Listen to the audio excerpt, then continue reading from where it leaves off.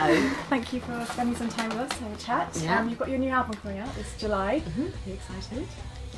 Really excited and really nervous. I haven't really been sleeping a lot lately, but hopefully that might change. Yeah. I mean, have you been spending a lot of time in the studio over the last few months, or when did you get it all? Yeah, it's been like the whole process, kind of producing it myself and whatnot. It's been so exciting. It's been like carrying a baby, you know. I'm like ready for the water to go, and you know. Yeah, but you did your first sort of tracks you did at home in your bedroom on your laptop. Was that right? Yeah, that's right. The first sort of self-release, which was last year, I believe, We Know All About You, was predominantly made in my bedroom. Amazing.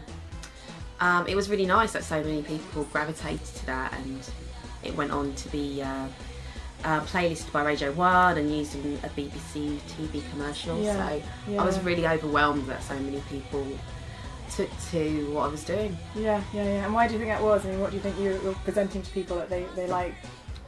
I'm not sure, really. I mean, I think in a day and age where it's so easy to make things sound quite shiny and technical and polished, sometimes things, you know, it's always nice to have the little scratches involved in music because it lets you know it's it's still real. And the theme of the song as well, which was kind of slightly Orwellian. I think people kind of really just touched on it and, you know, took it for themselves. Tell me about Don't Fart on My Heart. That's a fantastic title. I love the way you pronounce the T's on it though. That makes it sound even better. Don't fart on my heart. So I remember when I was recording it, I remember thinking it doesn't even sound like Don't Fart on My Heart because I wasn't pronouncing the T's. And then I had this whole sort of grammar thing with it. So what's the song about though? So what inspired it? It's a really silly song that I wrote for my friends at the time, and I think it was kind of themed on the sort of the battles of trying to compete with the lover's past. Right. Yeah. So you weren't expecting it to sort of come out in the open, maybe? No, I wasn't, and We Know All About You and Don't Fart on My Heart were the two self-releases that I put out, just like on white vinyl, and they are also featured on the album. Yeah, brilliant. And you did your sort of few live gigs last year at festivals. How did they go? Was it nerve-wracking to get on stage, or did you? I mean, obviously you're an actress, so you're kind of used to. Well, I'm used to playing characters concocted by scriptwriters, but it's a completely different thing when you're using your own material and getting on stage, because that's very much a reflection of you, you know. And I always get nervous, ridiculously nervous. But I think that's a good thing, you know. As soon as you stop getting nervous, I think you know that you might be bored, or it's time to move on. How do your performance is really energetic. How do you sort of like get yourself revved up? Do you have any kind of I'm awful. Me and the girls, we never do any warm-ups. Actually, we're thinking about, you know, maybe doing some vocal exercises before the shows. But we had a phenomenal year this year and last year, being asked to play a concert for Barack Obama amongst some other shows. It was just amazing how many people globally kind of warmed to what we were doing live. And you know, my band, they're like my second family. They're really good friends, and they'd never been on a stage before. They were like bedroom musicians, and you know, you can see that when they perform. They're like excited little 5-year-olds. Yeah, that's probably quite nice for the audience because they probably get quite relaxed. And oh yeah. You know, it's all about audience participation. Yeah.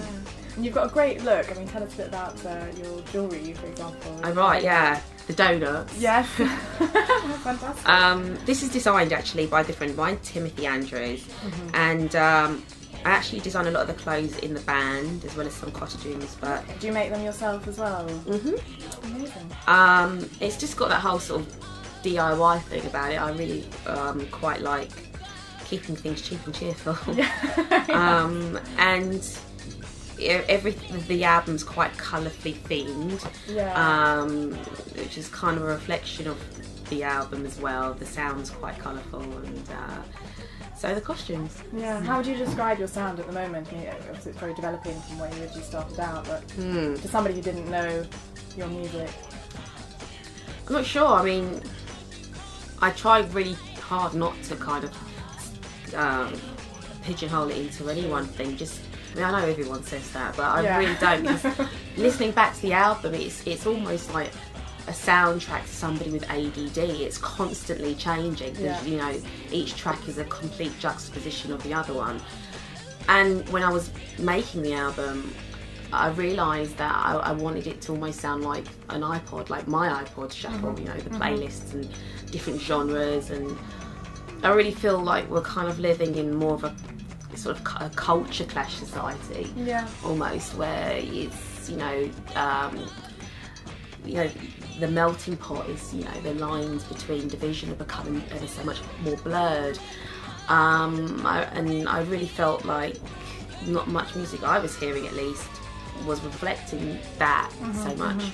So the album's kind of dedicated to that, amongst other things. Yeah, do you have kind of pick and mix of cultural influences and different things that you like and inspire you? Yeah, I mean, I grew up listening to everything. I mean, particularly if you've grown up in a city like London, and the album is quite quintessentially London, because it's all the sounds and the magical diversity that you hear when you just walk down the street, you know. And I think artists and bands that have come out of London, like for instance The Clash, you know, they were kind of the first to do that, you know, mixing punk, say reggae.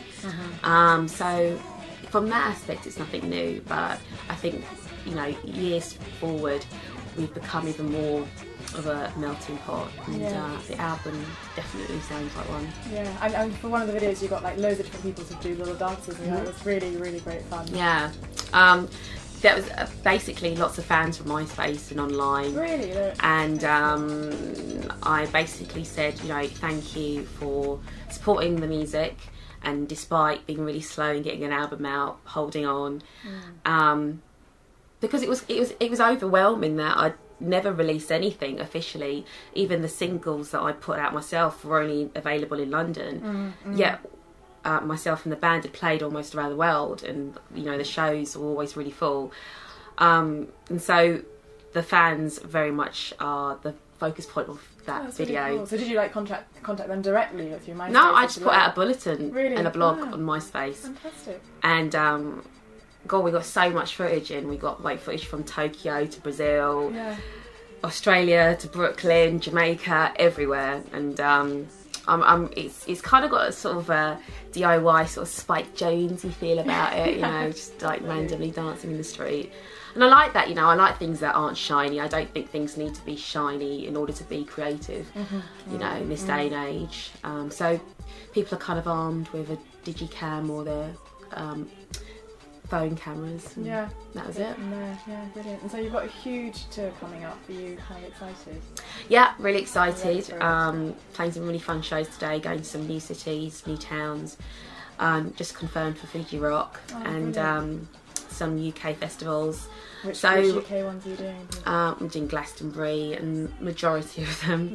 Yeah. So I'm really, the show is really exciting, and I'm on stage with 6 of my best friends, and we're like a little Caribbean village, though none of us. What can we expect? You're in kind of crazy different outfits and lots of dancing and. Yeah, it's, you know, it's whistles, mayhem, maybe a bit of puke. You never know.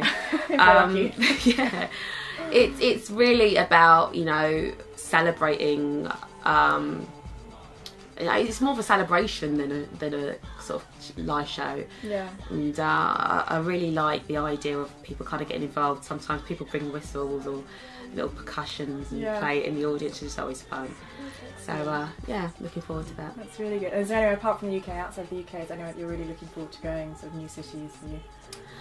We've got festivals coming up in Brazil. We're doing shows at the end of the year in Australia. Sonar, Primavera. Oh, God, that'd be fun, yeah, I'm really looking forward to the shows that are coming up. And I think in a day and age where most people decided to download, it's always nice to be an artist who has a strong live schedule coming up. Yeah, brilliant. Well, good luck with it all, and thank you very much. Thanks a lot. This is the sounds of Ebony Bones.